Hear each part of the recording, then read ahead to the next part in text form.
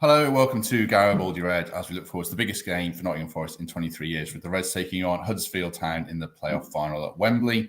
A great occasion to look forward to and discuss the build-up to the game. I'm joined, first of all, by former Reds striker David Johnson. Hello, Jono. Are you well? Morning. How's everyone? Yes, very well, thank you. Happy birthday to Brennan. We should say, first of all, 21 today. So, yeah, we were saying beforehand, I hope you don't feel too old, but good of you to join us. That's all right. And our second guest today, returning to the show, is a man who's just eaten a terrible biscuit in David Prutton. I enjoyed it, so I don't care what you two think about my biscuit choice. It's purely, as John and you two will attest to, it's guided solely by the kids, and it's if the kids like them. That's it. Yeah, it's not about 21. That's ridiculous. Brennan Johnson's 21. The youngest as well. Well, talking to an old man here, Matt. Yeah. I was going to pick a bone with your shoes as well, Prutz, having seen you on Instagram, but I feel like I'm piling in on you. Hang on.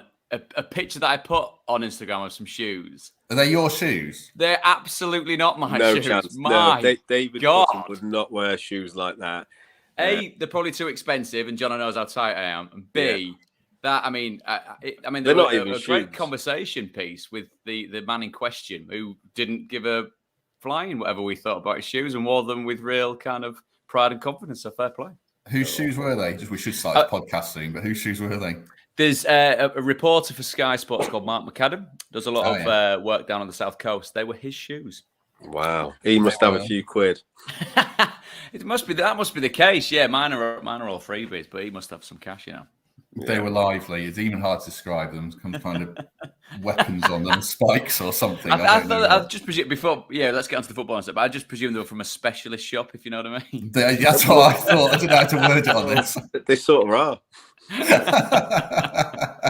Right, let's talk Forest and I'll say the playoff final. Let's go back to Tuesday first of all. We've got the perfect guest to have on in Jono. I mean, me and you, Prutz, were stressed through the roof.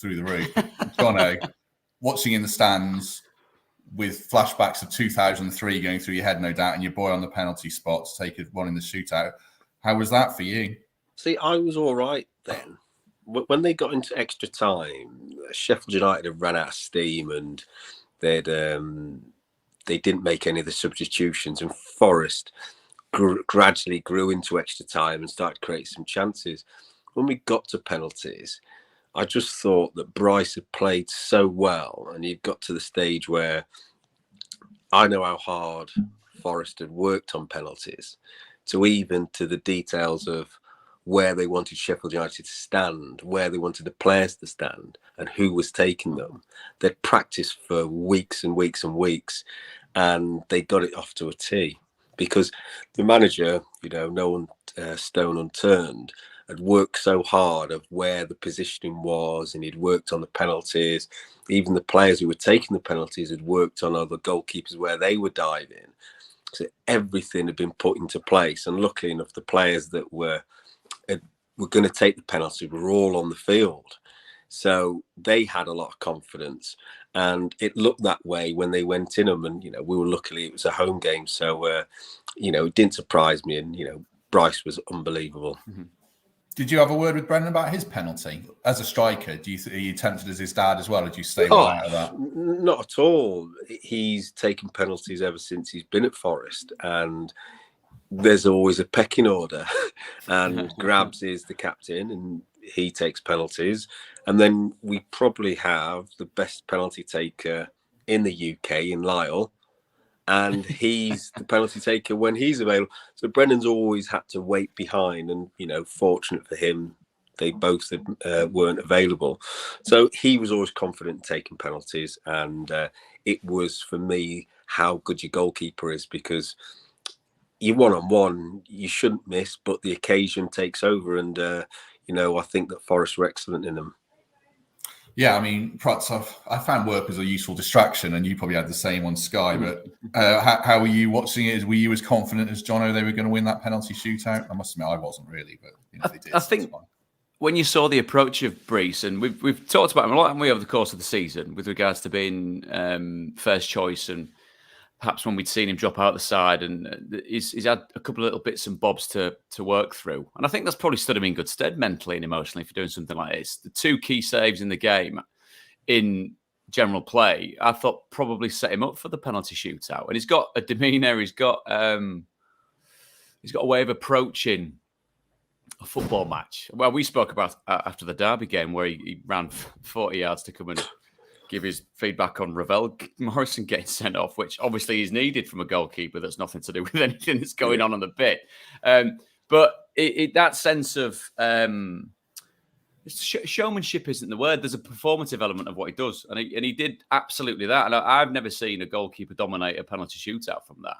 The saves were exceptional. The reaction save, which tips it onto the bar, which I think was his second save.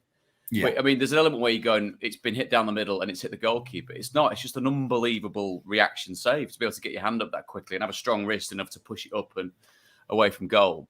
And you can get a bit cynical sometimes when you see a game such as that with that level of support, because all the way through, from unfurling the huge banner in the Trent end and how the game ebbed and flowed and the nerves that were involved in it and the emotion in the stadium, sometimes that can work against the team. But it's a Forest side, I think. I'm really intrigued to see what Jono's take on this is, because we're talking about it with hopefully an air of objectivity. But watching I say little lad who's 21 today, which is staggering, do that and perform in that and be able to handle that. Is he just naturally like that? He seems like a very level-headed kid. Obviously, takes after his mother. Very, very, very. He does in the sense of how he approaches it. He seems like, and we're not saying that just because you're his dad and you're with us, but A, he seems like a nice kid. B, he seems like a very level-headed professional footballer, which has helped him so far, hasn't it? Yeah, he's very, very laid back. Not really bothered about outside noise.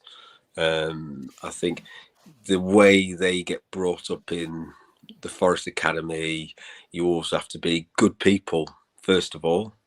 And he's very humble, down to earth, and all the other stuff doesn't really bother him. And I think when you go into the first team, you have to get the trust of the players. You have to be good, for one. And he's very laid back. But after the game, he said he was really nervous in extra time. Right.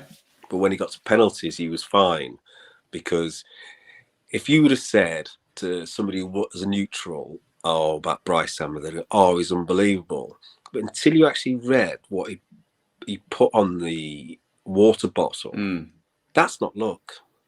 That's hard work and dedication. No, yeah. Preparation as well, isn't it? Yeah. Yeah, and it actually said dive, stand still, dive, stand still. And the one that he actually stood still and it come off his hand and hit the crossbar, that was my favourite save, because that's homework for you, because you have to be brave. If I was a goalkeeper, I'd be diving for every single one of them, because you have to give yourself a chance, don't you? But it looks like you're doing something as well, doesn't it? Like if I stand there and he rolls it in the corner, I look like a bit of a melon here, because I've not done anything to try and save it. Yeah. It came off and it was brilliant. But he's found the season very demanding, obviously. But he just goes into every game knowing his teammates. They play well. They do the right things. The manager doesn't say too much to him, so he's not one of these that gives him a lot of responsibility. He's just allowed to go out and play and enjoy himself. And that's a massive plus on his side. And they do a lot of work in the training ground, one-on-one with the manager to improve his performance. And he's taken it on board, and, he likes that. Yeah, I mean, he wasn't that laid back when he flew into Paul Heckingbottom on the touchline. I enjoyed that. But... yeah, that was, I said to him before the game, I said, just play your game, don't play the occasion. And that is what happens in the playoffs. Anything goes off, it's the fans, our crowd, obviously. Things that happened in that game would never really happen in a lot of games. And that was down to the atmosphere and what was at stake. And I'm sure Paul Heckingbottom probably looks back at that now, maybe with a tinge of embarrassment, but he's probably never done that before. Not a hecky thing to do that at all, not is at it? all. I'll be like you, Jono. We kind of went, that's when you talk to him, when you spend any time with him. And let's be honest, we're not talking about robots in football. There is, as much as obviously it's a fan-led and responsible game. There's huge things at stake for the manager that's involved in Sheffield United, for where Sheffield United go, what next season's going to look like off the back of the end of this season. So of course, it's only that human element to it, isn't it? And I actually think that Sheffield United were under more pressure than we were, because they've only just come out of the Premier League, and he took over before Steve Cooper got in. They've got a massive squad, but luckily for us, all their strikers are injured, and they still had a lot of quality. And for him to have shown his frustration that way, because if you've met him, he's not. If Stuart McCall had done it, I'd have thought, yeah, he tackles, like how he played, or maybe Jack had lost his head, but not him. And that for me was a show of how big the occasion was and what happened in the first game. They thought we over celebrated for the second goal, and they used that as the fire in their belly to rile us up. And, it probably goes back to old school. Let's get stuck into them early. And they did. And they tried to kick Brennan off the field. But that's what I would do. If I was in the other dugout, just give him a taste early on. And they did it. And to be fair, over the 90 minutes, it worked for them. True. You sort of touched on one thing I wanted to ask you both on as former pros to get your take. I mean, Forest was so comfortable in a sense, if you can be in a playoff game at half time with that 2-goal advantage. The second half, it was probably perhaps the worst they played under Steve in terms of football. He couldn't get a pass going. Is that pressure, or is it easier for Sheffield United to chase the game? I mean, you've both been there, but I'll come to you first, Prutz. What happened from your point of view? Chasing the game.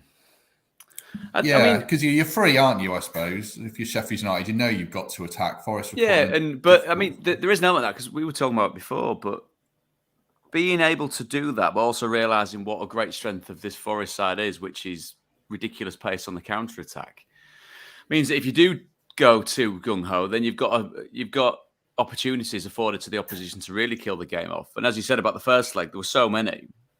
And with that goal that was scored right at the death by Sander Berge, did set it up nicely from like a neutral entertainment perspective, going into the second leg. But I thought the pace of the play wasn't necessarily there in the first portion of the first half of Forest. There was maybe a sense of trepidation. But it was always going to be a game, especially over 2 legs, where you're not going to dominate the full proceedings all the way through, are you? You're going to have and you're playing, let's not forget, and John has said it perfectly before, you're playing against a side that was just in the Premier League. There are a good bunch of players who know how to get promoted, a lot of them. And it's a squad that's had a lot of money spent on it. So at some stage, it was going to be having to work through it. But what Steve's managed to instill in the players is there's a calmness, I think, even though perhaps sometimes the rhythm of the game isn't there. I didn't see or feel Forest panicking at all. And again, it wasn't necessarily a structural change that was needed. It was more of a thought process in the sense of it's going to be a long game. It's a long game if you sit back on a 2-1 lead for the whole of 90 minutes plus possibly extra time. But at some stage, Sheffield United were going to burst into life, and they did in the second half. And I think it stands them in better stead for what is obviously the greater test to come on Sunday. That's in the bank now, and without trying to tweedly spin it in a positive sense, but that's in the bank, and they know that they can come back if things don't go quite their way in the final, because as we know, it's now the most important game that probably Forest are going to be entering into for a generation. Yeah, me saying they played badly is not the right word. They didn't play badly defensively. I think they didn't get their flowing football going is what I mean. Jono, tell us what happened in your take. That's just the same as yourself. The 2 boys in midfield couldn't get on the ball. And we were forced to go back to front very, very quickly. And that happened because we scored from it. So when we scored and the ball went out to McKenna and then Sam Surridge got in, across the ball went in, we kept on forcing that too quickly. And then we gave away possession too quickly. And to be fair to Sheffield United, they played some excellent football. They were confident. They played with a swagger. The 2 front men, especially Morgan Gibbs-White, who was an excellent footballer, control the game and they had experience. But the problem was they missed a great chance in the first 5 minutes, the last 5 minutes. But until then, they dominated possession and they were a real threat. And if we would have probably played at Bramall Lane, I don't think the outcome would have been the same. I just thought that our fans, the noise, they were willing us on. And I think it's the first time we've conceded 2 goals at home since, I think it was Blackburn or when we got beat before Christmas. I mean, Fulham game. So they were very confident defensively. And I actually think defensively is probably the strongest attribute of that squad. Yeah, that's true. That's true. Before we come on to one other thing about the game, a quick shout out. Both strikers really were brilliant over the 2, but Jono, from a striker's point of view, I mean, Keenan changed the game, didn't he? I don't think Forest won without Keenan, and Joe Lolly did well, but Keenan was exceptional off the bench, wasn't he? Yeah, we've got a good squad, and when everyone's fit, the manager has problems, to pick his best starting 11. When Grabs had gone out, he scored 12 goals just in December. He was flying. He got injured. We got Keenan in, we got Sam in. Sam scored 9 goals in, I think, 4 or 5 starts and, 15 appearances. Keenan's been a breath of fresh air. So we've got so many versatile, different types of strikers. Different games need different players. And we were crying out for Keane in that game, just that physical presence, and probably Bournemouth as well. We missed him hugely. It's just to get hold of the football, to cause their defenders a real problem physically, knowing that they were in a game. And Brennan and Sam are the complete opposite. So when he did come on, it was that change in right.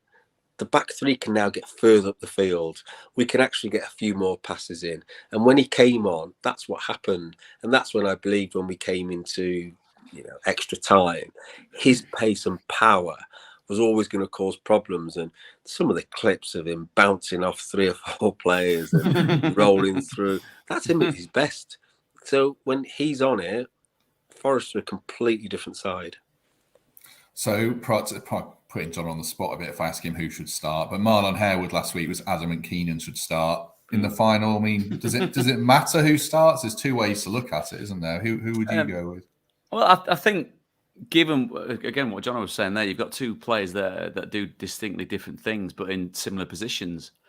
I think maybe going into that second leg would have been the fitness of Keenan. Would that have been a debate in the sense of whether he would start or not? Is that another week? Over a week now, isn't it, by the time you get to that Sunday, where if you can go hell for leather for an hour for Forest and do some serious damage in the first hour of the game, then you've got that chance to switch and maybe bring Sam on. But I think, and defensively, how well Huddersfield have improved since last season, it's a real tactically astute side they're going to be coming up against. But if you get someone like Keenan who can bring that physical threat, because there's a school of thought, isn't there, when you look at a playoff final where you kind of think like slow and steady wins the race. But we've seen in the odd game where if you go out all guns blazing, you get a pretty decent lead, and you see some teams actually enjoy it, which is crazy, really. Isn't it? Exactly, and they were home and hosed, really, weren't they? Given the way that Ivan set about Swansea, so.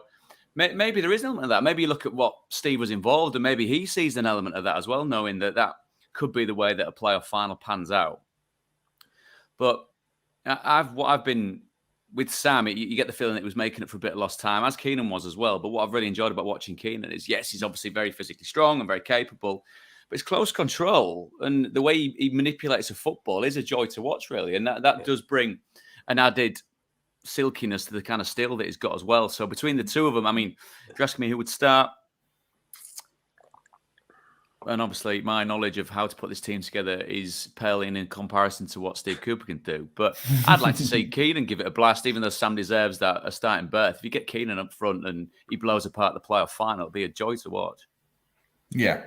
I'll let you skip that one, John, if you want. It's not really with Brennan in the team. That's fine. One other thing I want to talk about the game, which is a pertinent issue now across football, weirdly, all of a sudden, we saw it at Man City and Everton and Port Vale and everything, is the pitch invasion. I mean, obviously Forest fans were celebrating. If it could have gone the other way, it might have been Sheffield United fans on the pitch. And then there's kind of a safety issue with your son on the pitch, Jono. So you might have a different perspective on it. What do you think about these pitch invasions? So I think it's shocking. And for me, it didn't start with just the end of the season. It started off when these young kids or people going on asking for shirts. And I thought to myself, well, if it's that easy for 10, 12-year-olds to run on the pitch and to get a shirt or ask for a shirt, you're asking for problems. And when we played Bournemouth away, I can remember we were stuck behind on the side of the pitch, and most of our players had sort of got to safety, but Jed was stuck near the goals, and 3 stewards had to help Jed to get off the pitch, and fans went after him, and Jed stood his ground, but luckily there was nothing said or nothing done. And, it's okay, it's Bournemouth, they're celebrating. But it had been so easy for the Forest fans just to jump over the little hoarding and start a fight. But luckily enough, nothing happened from it. But in the last couple of weeks, I think Roy Keane hit the nail on the head. Since COVID, people just don't know how to behave. And we went to Coventry the first game of the season. There's like 4,500 fans there. Drinking, the abuse, I think it's got to a level now where they think it's free to just turn up to a game, half cut, the abuse they give, and then it rises on social media. We were lucky that, only a couple of fans, was it one fan who ran on the pitch and jumped on? He got arrested. And that was the start of everything, and it's just snowballed. But this week has been, I think it's been really bad, and it's like brought English football back into the dark ages where we're all thinking, well, just get the barriers back up then. What do you think about Prutz? I mean, that's an option, but it's a scary option, isn't it? It's a very scary option because then football looks a different way, and it harks back to yesteryear, but also tragedies of yesteryear as well, which can't be taken lightly. And there was a lot of thought and a lot of deliberation and a lot of work going into making football accessible, making it a safe place for people, families, etc., to go and enjoy themselves. There was something I heard on the radio today about talking about getting on a football pitch and it being a privilege of the players and the management. And I kind of thought, it's a really good point, It's a really good point. That's not to say that footballers are any better than anyone else or managers are any better than anyone else, but that's their place of work.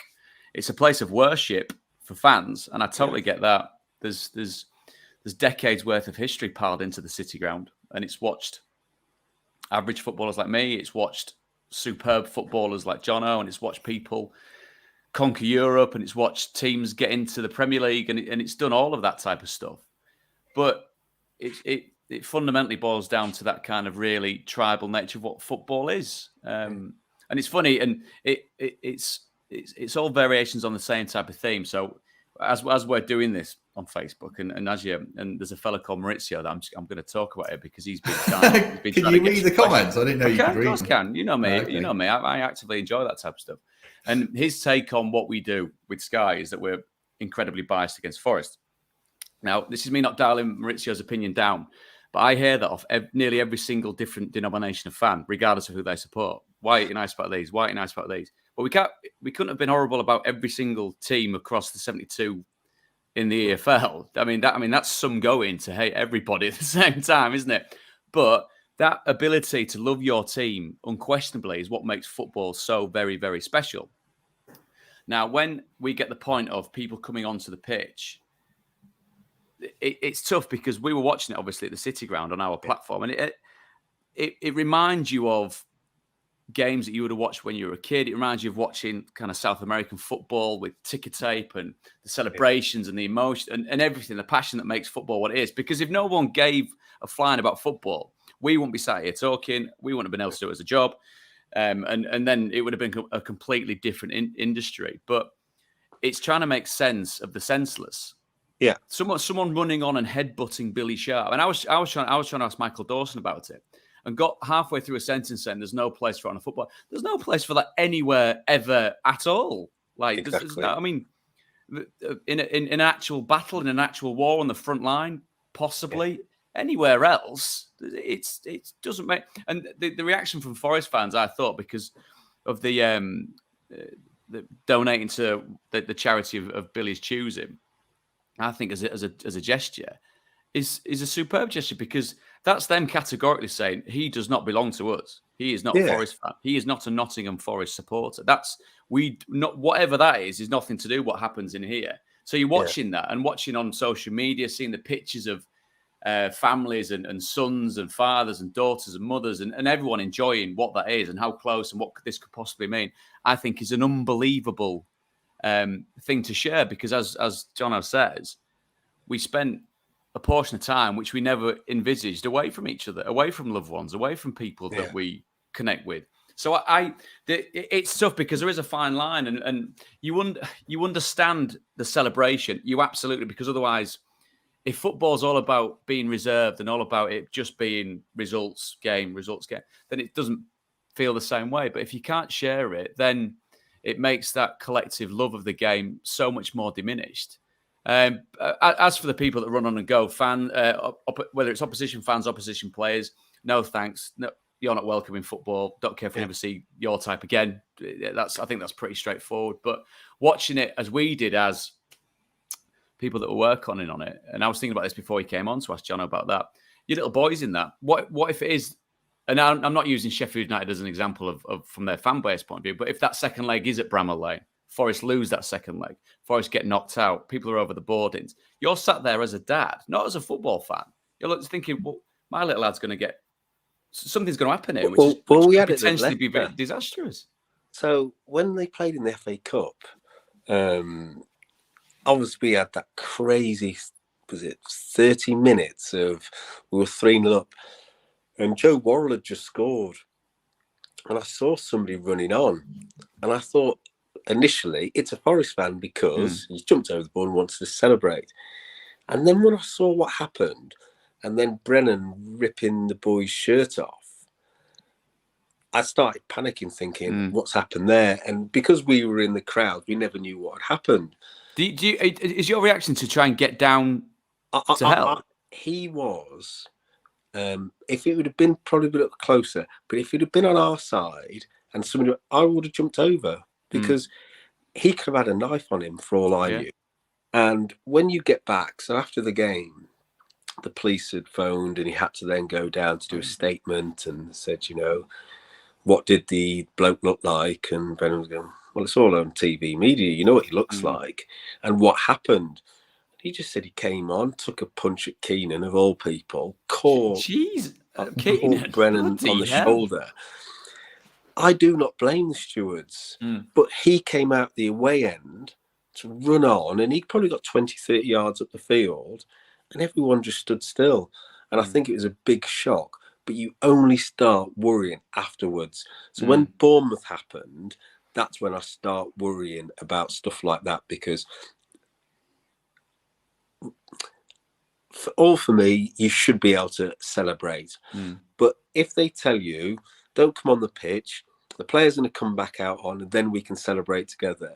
But people can't wait. And it's that thuggish thing. It's like Man City yesterday. I mean, people horrendous. Were breaking their own goalposts. Horrendous. And I'm thinking, what on earth are you doing? And there was like a 12-year-old girl sat on it. And I go, what type of parent would let your daughter? And then takes a the picture actual of it. dad Brilliant. is taking pictures of her. And I just think, what type of world are we bringing our kids up in now where they think that is okay? And that's the problem, I think, the whole week. But as a parent, it's scary because it's so easy and accessible to get on the field and play nowadays.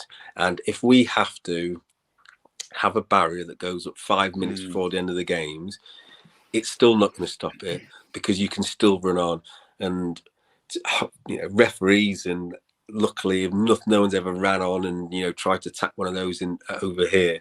But it's getting worse, and I actually fear there's going to be something really bad before we have to stop and say, right, we've got to bring the barriers back up. The thing as well, you mentioned the Bournemouth game, and sorry, we're not going to turn this into us labouring a point about the safety or what should be kind of legislation with regards to footballers. You're absolutely right about the Bournemouth thing, because we were there working on the game on the pitch, and there is, and when you are working in TV as we do, because it is live TV as well, and you have people there that are with us and all that. And I understand as a former player, I absolutely get, and whether that it's because, John, from our point of view, you come through football and you've got to be pretty robust as a younger kid to get from wherever you're playing locally at junior level up through into playing professional football, regardless of what people think of you as a professional footballer. Once you're there, you've got to be pretty tough and thick-skinned to get there. So you kind of take that on the chin. You absolutely do take that on the chin because that is part and parcel. And ironically, when as I said about chatting about Forest fans and their opinion on our opinion on how they were at Sheffield United, and they were fantastic at Sheffield United. And we said how good they were at Sheffield United. We said how many goals they could have scored at Sheffield United. Yeah. If anything, we'd completely written United off until they scored that last goal. And there is that partisan element of it. And so we did that from pitch side as well. And so where we were, there was a young girl that acts as floor manager who's also a runner for us, fresh out of university. There's a makeup lady. There's our little band of people who are minimal and hopefully kind of low maintenance. And there's a row of 5 fellas who mid-40s, 50s. Yeah. Who you can see us messing around. And I'm talking to Michael Brown. I'm talking to Michael Dawson. And just spent 15 minutes. I can't repeat it on here. Just like absolutely screaming at me for being a former Sheffield Wednesday player when we were in League One. Both of those teams were crap at the time, right? But because I was at Sheffield Wednesday, it was like proper, like the vitriol. And like I said, it's weird because you just kind of take that on the chin. And this is a broader debate about what you should take on the chin or not. And it's a different thing. And I understand that. But that confrontational side, that edge of what football is, that rivalry, that tribalism absolutely makes it what it is. But that element, as Jono was saying there, of danger, and that's crept in, whether it's been more exacerbated this week because every single night we've had a game on TV. I mean, whether that's our responsibility or fault, that's a different debate as well with regards to Sky Sports. But it seems like there's a bracket, there's a demographic of fan who I will reiterate isn't welcome at football because of the trouble that they're causing. And I think 99% of the people that rock up to the City Ground or any supporter that I've ever met in the street loves football, just wants to go and watch football, watch the heroes, and it's escapism. It's what they live and breathe by. But it's almost it taps into, and again, it's making sense of the senseless. We're trying to sit here as hopefully relatively normal people saying, "Well, why have they done that?" You can't explain it because it's crackers. It's crackers, but it's almost like, oh, we saw that last night. Let's make sure we get on the pitch tonight. Oh, we saw that last night. Let's make sure we get on the pitch tonight. And it's just gone round and round and round. And we're coming up to this massive game at Wembley on Sunday. And I don't think for a minute there's anyone other than people that turn up to Wembley thinking, do you know what I'm going to do today? I'm going to make sure, win or lose, I'm getting on that pitch and I'm going to say my thing, because it's just not part of what it's about. And the stewarding, and whether it's policing, whether there's enough resources for championship clubs to spend a shed load of money on policing a football match, but paramount of safety officials and supporters, paramount safety is absolutely across the board. But we're also forgetting another thing, which goes back to your Roy Keane point, John, and we'll get onto the football in a second and the final and all the wonderful, glorious stuff about it is, where is that self-policing? Just because we've been locked up for 2 years doesn't mean to say, I'm going to do what I want. No, no, stay there. You've paid to get in the ground. You've not paid to get on the pitch. See, I've paid to go on and give an opposition player a load of grief.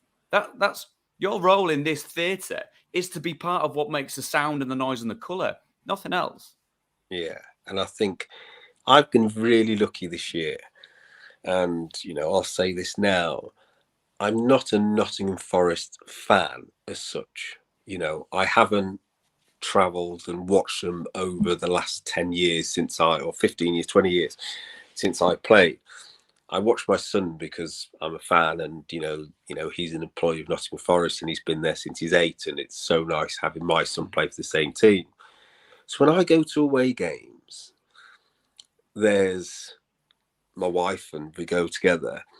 I love away games because I look at these people who work hard, and the money they have, they travel up and down the country to support this great football club.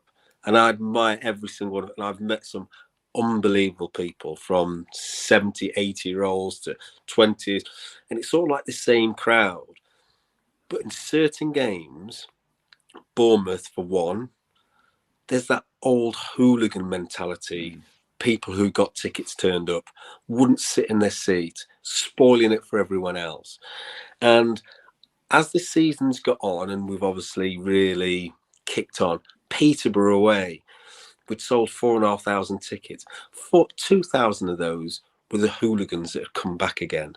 And it's uneasy for me because I know that they might run on the pitch, or they're there, they've been drinking all day, they've been out on it. And it's that hooligan thing's back. And they don't actually care about the football. It's about them having an amazing time and getting as drunk as they can and causing as much trouble. I would rather the 2,500 that go, enjoy it, and then go home, either in tears because they've lost or on cloud nine because we've won. And I think that's what's coming back, the old, let's just go for the drink, cause some trouble, not bother about the football, and have a day out somewhere. And it's awful, really, really bad. Matt, football, come on, talk about Wembley and how wonderful a day it could possibly be for Forest. Yes, I'll move the conversation on, although I agree with everything you said, and hopefully Maurizio got his answer. He's found the caps lock key finally, so that does help in the comments. That's funny, because when we look at like running orders and stuff, mine's always written in capital letters, and I always think, is that me? Or it's a bit insulting, isn't it? Yeah. Oh yeah, there's no grammar in it. They just realised idiot-proof it for me, and we might have halfway a decent show. Let's look ahead to the final then. Where's the game like this won and lost, do you think? Is it as much in the head as anything, Jono? It's a cup game. There's no point going out and holding on to a draw and then easing your way in. It is literally a cup tie, 90 minutes. We've done well in 3 of them this year. And as a fan and as a dad, I just hope that Forest turn up and express themselves. And if they do that, they've got a very, very good chance, because Huddersfield are one of the most underrated teams. They finished above us defensively from set pieces. They have so much quality in their team. We've played them 3 times this year, and they're probably a team that we actually enjoyed playing against, because they're very good from set pieces. So the players have got to be on it. They hold onto the ball. They've got the boy O'Brien who likes to dictate the pace of the game. They've got Hodge, a bit of experience. Colwell at the back, who loves to start playing out from the back. And they've probably got one of the greatest EFL strikers in the past 10, 15 years, who scores goals out of anything. And Sorba Thomas, the assist king in the championship, they've got quality. And we've got to be on our A game, and if we play well and treat it as a cup tie like we've done, we'll put ourselves in a good chance. Yeah, I mean, you've probably seen more of Huddersfield than me this season, perhaps, but John mentions Colwell, who I think looks great, and O'Brien. I mean, what will Huddersfield bring, do you think, that Forest fans might not know about? I mean, you've got a player in Harry Toffolo that's hit a ridiculous vein of goal scoring form from fullback. He kind of kept himself quite quiet, doing his first job, defending. And then that's the energy that he shows getting forward is phenomenal, really. I spent a bit of time with Carlos. This would have been about 7 or 8 months ago. So I went to the training ground, because it's not far from us up here in Harrogate, and Lee Bromby, a former teammate of mine, invited me in, and I said, and I'd kind of seen different departments, and he said, go and have 20 minutes with the manager. So 50 minutes, nearly an hour after, like, getting talked at and showing me every single thing about the opposition and what they're looking at for that particular game of the season, is staggering. And that's not, and it always makes you kind of laugh when managers get lauded for what they put into a game, like it's not something across the board. It's like, oh, Bielsa's so forensic. Well, they should all be, really, because that's their job. They should know absolutely everything about that. But a lot of that's rubbed off on Carlos. And I think as well, what you might see, given the way the 2 legs went, and specifically the second leg, Luton were unlucky. Luton were really I thought Luton were the better team. They were the better team, and be it for taking chances, we could be talking about a Forest Luton final. So I think he'll have had a good 10 days to think about that, to think about how strategically he nullifies what Forest can take going forward. Tom Lee's, a wonderful acquisition. It's a team that's been made up of frees and loans, and an excellent goalkeeper as well. Absolutely, who was doing nothing, was he? MK Dons. He was away, kind of not troubling the pitch. And has been fantastic, got in the team of the year. So and I think as well, the other dynamic is Forest go into, even though that Huddersfield finished where they did, I think Forest go into this as favourites, because you look at what they've done, especially the turn of this year. I don't like people saying. Exactly. That's a different layer of pressure, isn't it? A different layer of pressure. They finished third over the season. They were the better team consistently over the season. They were chasing Bournemouth probably a month before we were, and actually I think they got to second at one stage, because Bournemouth were throwing in COVID and players injured and all sorts. But they put points on the table, and I think that they should be the favourites, because they finished third. They did what it said on the tin. They were the third best team in the Championship. They did the same as we did. Yes, they don't have a bigger fan base, but they know to get through a playoff final, and they've been in the Premier League in the last 3 or 4 5 years in Wembley. So they've seen it done. I know probably it's only Hodge who's probably still there since then, but they should be going in full of confidence, and they should be the favourites. This is Forest's first time at Wembley in 20 odd years. There's so much rising on the game, obviously, for both clubs financially, and it opens the door for Forest to keep their better players, Brennan included, potentially. Let's ask Jono about that. It's just one of those things that we don't ever think about anything. He's contracted to the club. In fact, the manager's contract's up at the same time. We just want to get... they're going together? We want to get Sunday out of the way, and then hopefully the result at Sunday is a great one, and then we probably sit back down with the football club again. But we don't worry about that anymore. It's just this is the last game. There's a big job to do, and it's not just for my son, but if we get to the Premier League, it's a completely different conversation with every single player, not just Brennan. So that kind of led into my next question. How do you, as players, you've been there in high pressure games yourselves, how do you put that out of the back of your mind? Because you want nerves help, but you don't want fear. How do you go into it in the right mindset, Jono? Well, I think like Prutz has been there. They've played each other 3 times. They know each other inside and out. It's a one-off 19 minutes game, and when we got to the playoffs, we played Barnsley, and we beat them in both games, home and away. The confidence was there, but we always knew they could score goals. And I think that it'll be the same for all the teams that get there, in the season. If you turn up on the day, you've got a fantastic chance. And I don't think players freeze, but like Prut says, how do you react when you go 1-0 down? How do you react if you go 2-0 down? There hasn't been a final like that probably since Sunderland and Charlton, where somebody's come back. It's been very 1-0, 1-1. There's not been big score lines because people do get nervous. But I just think it'll be a very good game. I think Huddersfield aren't a team that's going to score 3-4 goals in, like we've done.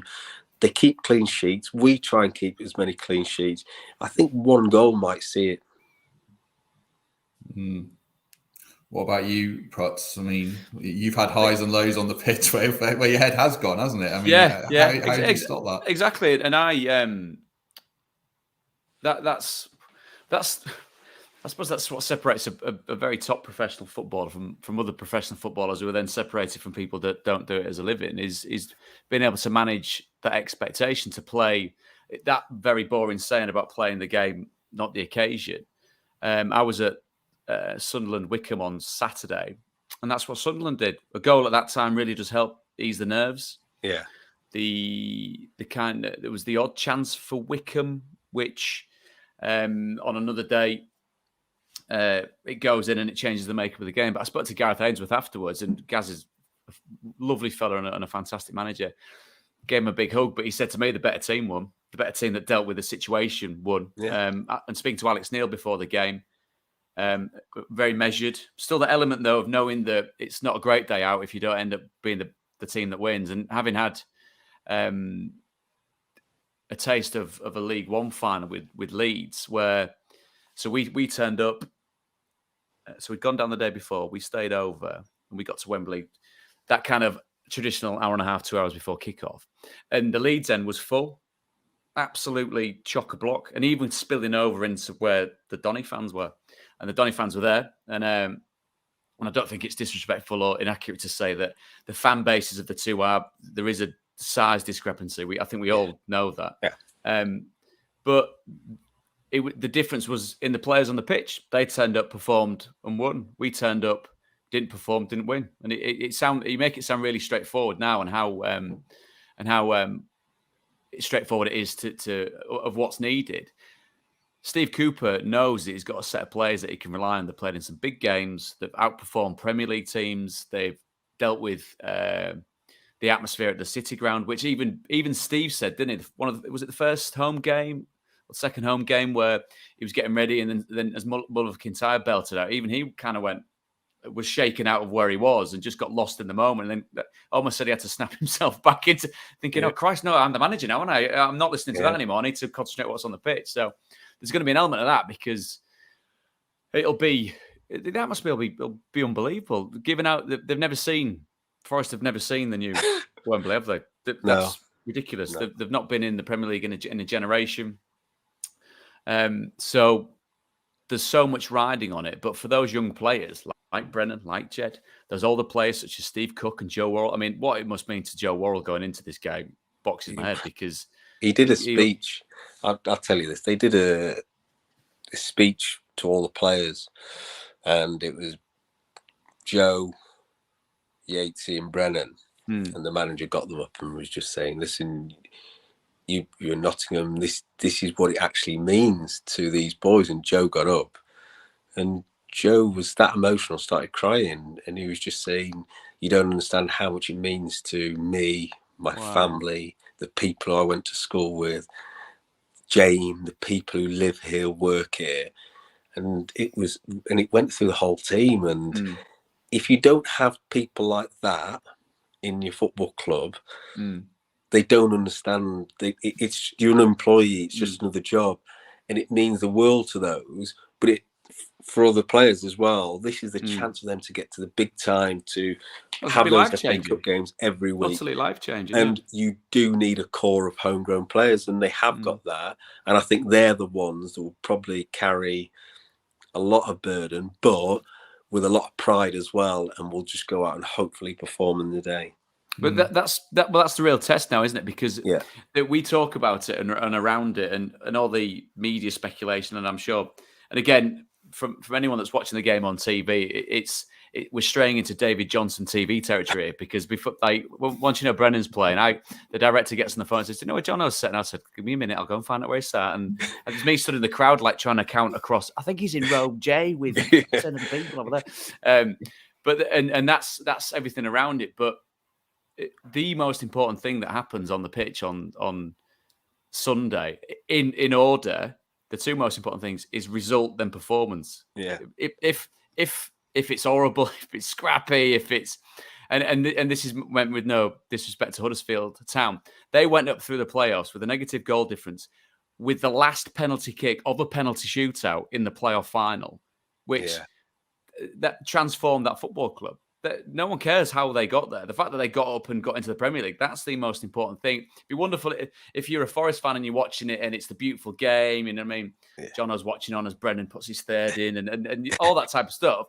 But if it is attritional, dull, and if it is just really battering at each other, then as long as the result comes, that's the most important thing, isn't it? I think this Huddersfield are a lot more exciting, and they're technically better. More expansive, definitely. And they've got quality from wide areas and very good players. and I don't think it'll be a dull game. And we've got pace, and I think it'll be a good playoff game. I don't believe that I don't believe we could play like we did against Sheffield United and win the game.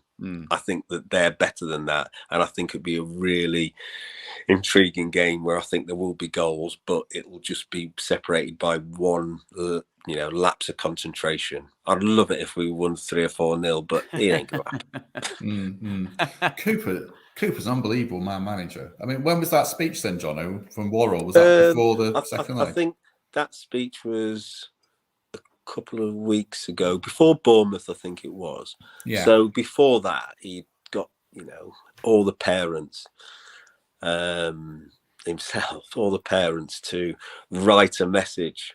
So every time the players go into their locker room, there's a message in all their lockers. Yeah. So every day they go into training, there's a message there. And Alison says, what should we write? And I said, take the bins out when you get back, clean your room. Put the toilet seat down when you go for a piss. Will you do this? But no, and every single one of them you can see in the dress. You probably obviously can't see, but it must mean a lot. And some obviously they've got pictures of the families and things in there. But there's little details of the manager and his man management is just frightening.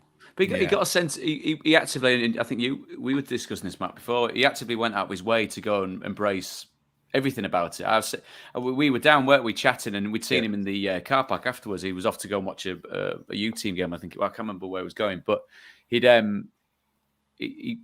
made a beeline for the legends of the club, like the men that have made that place what it is. We had a barbecue on Saturday, and they were all there. Really? All sat on the table. They were all there, all invited. John Robertson, Ian Storey-Moore, all sat on the table. And then you had the players. And it's funny that they have like bouncy castles and stuff for the kids. But all the players were playing cricket. Dads were getting in, all sorts. And it was just really, really relaxed. And that's I mean, John, and from your point of view of the clubs you played at, that's not the norm, is it? Happened. That's not never what happened when I was across there. the board. Never happened with the family or anything. And he's just, he was showing me a picture of him and his son walking around. And he said, this means more to me than anything for him to actually see and be able to, watch what we were doing. And he just said it's all about family. And it was so nice for the family to be invited to this, barbecue. And, for me, it was like, how you doing, Jane? How's things? And now she's serving my son. And yeah, it was lovely to be back. And it's not a normal thing. And it's that team spirit that hopefully that, will get them over the line. I'm conscious of the time and I don't want to keep you too long. There's two things I wanted to ask you both before we go. Well, one, I've got to ask John, if you won't know the answer to this one, Prutz. We say that obviously Forest haven't played at Wembley for 30 years, but Brennan has. And obviously it didn't quite go how he wanted last season with Lincoln. But how does that experience stand him in good stead or bad stead? It was really strange because it didn't bother me. I wanted them to win. I wanted Lincoln to get through because I actually think that Lincoln would have probably done better in the Championship. But I knew he was coming back to Forest. And I just wanted him to really enjoy the occasion. And there was only 10,000 of each fans. It started off well, but the better team won on the day. And that was Blackpool. And we left. We drove back to the hotel. The players were all sat there. They're all saying their goodbyes. And that was it. It was done. And I can't say it was a good experience or a bad experience, but he played at Wembley. It was an enjoyable one unless you win. And, he wasn't at that football club. So it won't be the same as in playing for, his hometown club. The last topic, and I'll answer this as well, about, are Forest ready for the Premier League? And I'll answer first. I think they are, and I think they could do better than Fulham and Bournemouth if they go up next season. I mean, obviously, part of that's contingent on your boy staying, David, because I think he can do 10 goals and 10 assists. But I think Cooper's such an asset that he's such a top manager. And Forest, he's shown he can play differently to Fulham and Bournemouth and win games 5 or 6 different ways. If Forest can go up and invest wisely and keep the bulk of this squad, I think they could do pretty much what Brentford have done. But maybe am I being overly optimistic there, Prutz? What do you think? I think let's not underestimate what the gulf is, because it's and John, I will come on to John in a second, because he's got experience of different levels of football across the world with regards to the kind of hierarchy and how it all kind of operates. But there's a certain part of the Premier League which is not on another planet. It's a different universe of football with regards to the approach, with regards to the financial clout, with regards to them being like years ahead of other teams. And you look at the finger getting pointed at Everton, £500 million spent and finishing just above the dotted line. Leeds United went up, took everyone by surprise, got slightly found out in the second season, have been helped by the fact that there's 3 teams underneath them that weren't, that were worse than what they were. Burnley ran it obviously very, very close. Brentford have adapted the way that they approach playing a football match, because they were a very attractive team on the eye. I think they soon found out that sometimes being pretty in the Premier League means that you get pumped, and they sorted that out and brought a bit more directness to the way that they go about it. And for Forest, I think there's a squad there that collectively, with the kind of the collective being greater than the sum of its parts and playing out of the skin every single week, like Leeds did in the first season back in the Premier League, can compete. And that's no way to approach the next 3, 4, 5 years. If Forest get back into the Premier League, they need a bigger squad. They'll need an improvement in the level of players. And again, no disrespect to the players that are there, because there are similarities to the way that Sheffield United would have gone up with players that have been there for a while and got there themselves as a team. The same with Leeds getting themselves as a team. The same way Bournemouth back in the day got themselves there as a team. Burnley bouncing out and bouncing straight back in. Newcastle, what they did to get back into the side. But there has got to be an evolution at some point, because it's an absolutely brutal and unforgiving place to play football. The good thing is with Steve as well, the way that he wants to approach a football match and the way that he can also work the recruitment arm. There's not many players that have gone to Forest under him and not become better. You'll have Premier League teams in the top 6, top 10 going, well, hang on, if they come up, I've got no qualms about sending him to Forest or this player to Forest, because his football education will be kind of brought on. But again, John, I'm intrigued to you, because the teams and given what you've done post football that you've seen up close and personal, some of it feels like it's on a different planet. Yeah, I think I've worked at Chelsea and I worked at Leicester, and I saw how Leicester worked, and they weren't ready to win the Premier League, and it caught them out by surprise massively. Because then the season after, they had an extra 10 games, then they had extras, and they never had enough players. And it wasn't just the players in the first team. The under-19s played in the Champions League. Then the under-18s had to do something. And then they went to Cat 1. They were about 25 players short. And that's from the success of that. So when you go to the Premier League, our academy is nowhere near Premier League standard. It's Cat 1 standard, but it's not Premier League standard. We'd need double the staff. We'd need so much more. But on the playing side, it's all about recruitment. It's all about the players.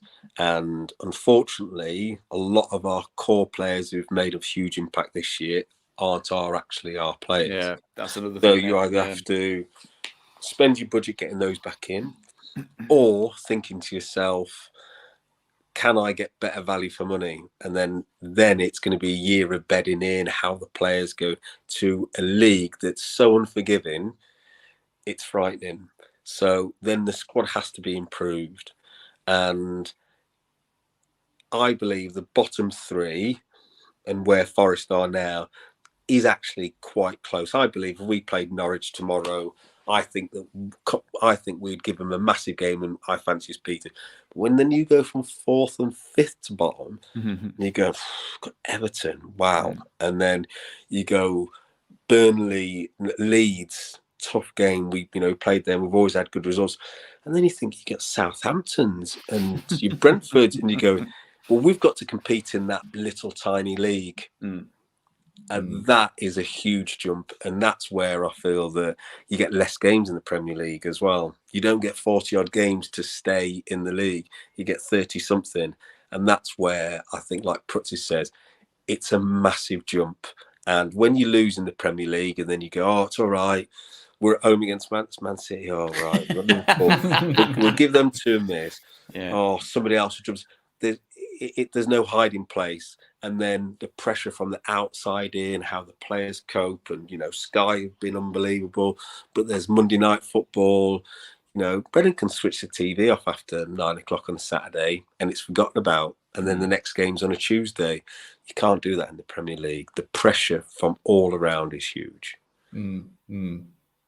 Interesting food for thought. But obviously, got to get there first. So I think we should end it there because we kept everyone for an hour. Thanks to everyone who watched along and dropped many comments on, which we do appreciate. And Prutz reads them all, which I didn't realise. But as long as it's not you secretly sandbagging me, man, I don't mind. You've got all these alter egos. I can't believe you said that. What's it? the thing that I love about that is, and again, it seems like we get to a certain stage in this where it's almost like let Prutz say his little bit at the end. This is absolutely is what football is about, and when you get into the media side of it, this is absolutely it. It's about opinions, it's about debate, it's about good chat and reasoning, really, isn't it? Because that's exactly what it's all about. And again, we sat on that platform, they're all singing to Michael Dawson. He's one of our own, and you know what, Dawson's a big Labrador of a man. You just want to ruffle his hair and give him a cuddle because he's like the nicest dude ever. And because on the odd occasion, I might have said that Forest might not have won a game, there'll be like a lot people walking out, some blanking you, some waving.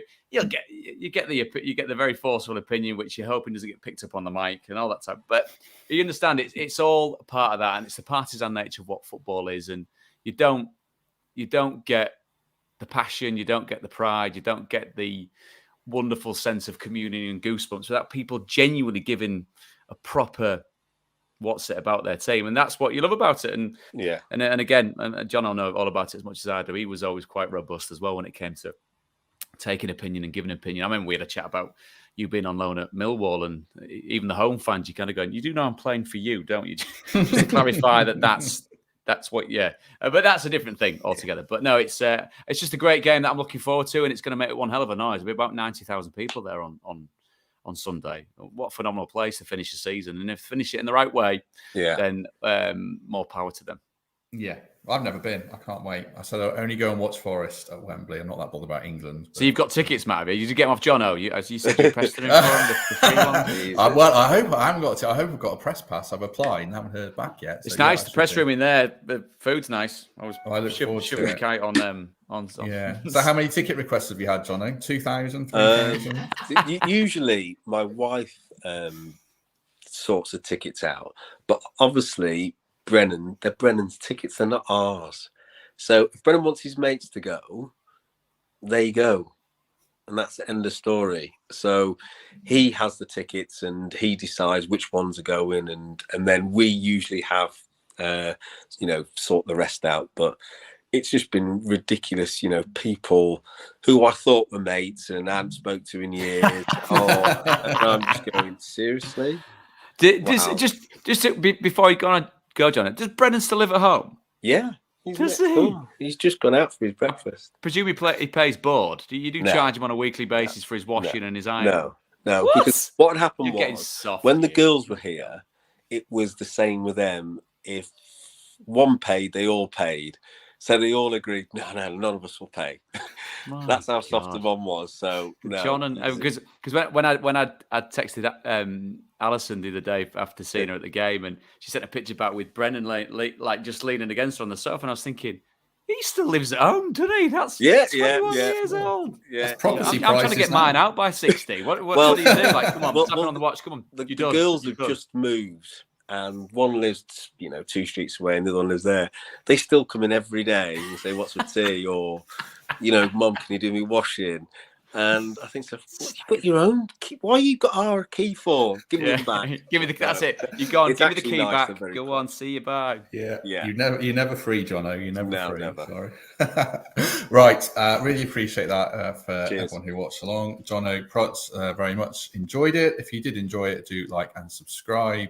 We had record viewing figures for our last episode, so hopefully this surpasses that. And then the Wembley celebration podcast, touch wood, will surpass that again. That's the plan. So everyone enjoy the day, and here's to a Forest win. We shall see you soon.